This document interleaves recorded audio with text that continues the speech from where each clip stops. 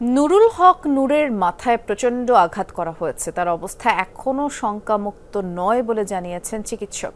আর তার দল গণ অধিকার পরিষদের দাবি, পুরো হামলাই পরিকল্পিত। দায়িত্বশীলরা এর দায় এড়াতে পারে না।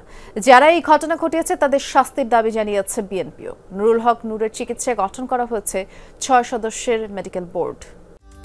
সর্বোচ্চ গ্যাস সাশ্রয়, যমুনা গ্যাস স্টোভ, আধুনিক, নিরাপদ ও দীর্ঘস্থায়ী। বিজয়নগরে গণ অধিকার পরিষদের সভাপতি ও ডাকসুর সাবেক ভিপি নুরুল হক নূরের উপর হামলা চালানো হয় শুক্রবার রাতে। এ সময় নূরের মাথা ও নাক মারাত্মকভাবে ক্ষতিগ্রস্ত হয়। ঢাকা মেডিকেলের আইসিইউতে ভর্তি নূরের চিকিৎসা চলছে মেডিকেল বোর্ডের অধীনে। তাকে দেখতে আসেন বিএনপির স্বাস্থ্য বিষয়ক সম্পাদক ডাক্তার রফিকুল ইসলাম। জ্ঞান ফিরলেও তিনি এখনও শঙ্কামুক্ত নন বলে জানিয়েছেন ঢাকা মেডিকেলের নিউরোসার্জন ডাক্তার জাহিদ রায়হান। সে যেভাবে মারাত্মকভাবে আহত হয়েছে সেটি হয়তো আরও খারাপ দিকেও টার্ন নিতে পারত, কিন্তু তার এই আহত হওয়াটা এবং এজ এ জুলাই যোদ্ধা হিসেবে আমি অত্যন্ত দুঃখ ভারাক্রান্ত হৃদয়ে বলতে চাই যে এই ধরনের ঘটনা যে বা যারা ঘটিয়েছেন তাদেরকে অবশ্যই বিচারের আওতাধীন আসা উচিত। আমরা এখন আল্লাহ করতেছি, এই মাথার পানিটা যদি বেড়ে যায় ওনার এই কনশাস লেভেল কিন্তু থাকবে না, তখন আমাদের অন্য ব্যবস্থা নিতে হবে। আরেকটা জিনিস, সেটা হলো ওনার রক্তে সোডিয়ামের পরিমাণ কম, যেখানে 135 থেকে 45 থাকে, ওনার সোডিয়াম কিন্তু কমে আসছে 121 is a very bad sign for subarachnoid haemorrhage. তো আমরা ভালো মন্দ কিছুই বলতেছি না, আমরা সর্বোচ্চ সার্ভিস উনি এখানে পাচ্ছেন।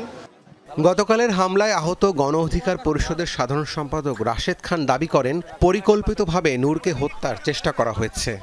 নুরুল হক নূরকে যে হত্যা চেষ্টা করা হয়েছে, আমরা মনে করছি হত্যার উদ্দেশ্যে পরিকল্পিতভাবে নুরুল হক নূরের উপর গতকাল হামলা করা হয়েছে। সেনাপ্রধানের উদ্দেশ্যে বলতে চাই, যদি আপনি এই ঘটনার দায় না নিতে চান তাহলে আপনাকে অবশ্যই তদন্ত সাপেক্ষে সেনাবাহিনীর যারা নুরুল হক নূরকে রক্তাক্ত করেছে, যারা আমাদের নেতাকর্মীদেরকে রক্তাক্ত করেছে, তাদের বিরুদ্ধে উপযুক্ত ব্যবস্থা গ্রহণ করতে হবে। পরে হাসপাতালে আসেন বিএনপির স্থায়ী কমিটির সদস্য ডক্টর আব্দুল মঈন খান। বলেন, গণতন্ত্রে উত্তরণের জন্য যারা আন্দোলন করেছেন তাদের উপর নির্মম হামলা দেশের মানুষ মেনে নেবে না। 2024-এর অগাস্ট থেকে যে রূপান্তর প্রক্রিয়া শুরু হয়েছে, গণতন্ত্রের রূপান্তরের যে প্রক্রিয়া শুরু হয়েছে, সেই প্রক্রিয়া আমরা অতি শীঘ্র সম্পন্ন করব, যাতে করে গতকাল নুরুর উপরে যে ঘটনা হয়েছে, যে অত্যাচার হয়েছে, যে জুলুম হয়েছে, সেটার যেন এদেশে আর কোনোদিন পুনরাবৃত্তি না ঘটে।